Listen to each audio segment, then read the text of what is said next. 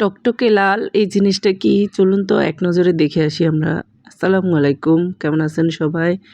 আশা করি সবাই ভালো আছেন। আমিও আলহামদুলিল্লাহ খুব ভালো আছি। তো চলুন আপনাদের সাথে শেয়ার করি কি বানাচ্ছে তত্তরি বেগম। তত্তরি বেগম বাপের বাড়িতে গিয়েছিল, তো সবার রিকোয়েস্টে ও তাড়াতাড়ি চলে আসছে, কারণ ওর জামাইটা অসুস্থ, সেজন্য জামাইকে বেশি ভালোবাসে, সেজন্য জামাইয়ের কাছে চলে আসছে তাড়াতাড়ি করে। তো ওকে দিয়ে আমি ভর্তা বানাবো, সেটাই আপনাদের সাথে শেয়ার করতেছি। তো ও সবসময় আমাকে এই ভর্তাটা বানিয়ে খাওয়ায়, তো আমি রেখে রেখে খাই। এত মজা হয়, ভর্তাটা নষ্টও হয় না। এই যে এখানে অনেকগুলা পেঁয়াজ আর রসুন, 3টা রসুন আর 7-8টা পেঁয়াজ হবে মাঝারি সাইজের, এগুলা কেটে ও হালকা তেলে নিয়েছে।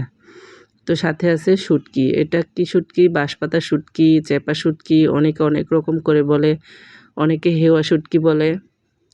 তো আপনাদের অঞ্চলে কার অঞ্চলে কি ভাষা বলে সেটা কমেন্টস করে অবশ্যই জানাবেন।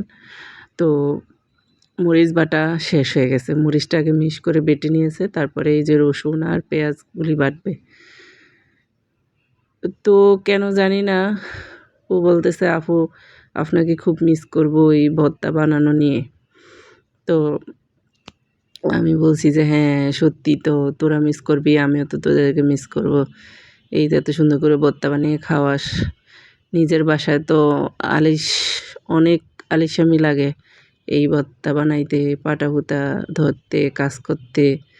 তো বাপের বাড়িতে অনেক দিনই থাকলাম, তো আমার ভাবিরা আমাকে অনেক আদর যত্ন করে, যেটা বলি সেটাই করে, অনেক ভালো আমার ভাবিগুলি।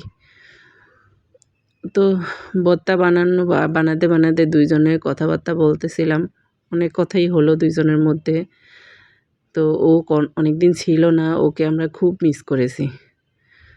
ও আসলে মনে হয় যেন ঘরটা একবারে আনন্দে ভরে যায়, কথাবার্তা বেশি হয়, হাসি খুশি একটু বেশি হয়, বেশিক্ষণ হাসি খুশি থাকে। ও যতক্ষণ থাকবে ততক্ষণ মনে হয় যেন ঘরটাতে একদম শান্তি, ও চলে গেলে একদম ঠান্ডা হয়ে যায়। তো পেঁয়াজ মরিচ এখান দিয়ে বাটা শেষ, পেঁয়াজ রসুন এগুলা মিক্স করে বেটে নিচ্ছে, তারপরে শুটকি মিশাবে। তো এই ভর্তাতে আবার ধনেপাতা দেওয়া লাগে না, এটা ধনেপাতা ছাড়াই ভালো লাগে।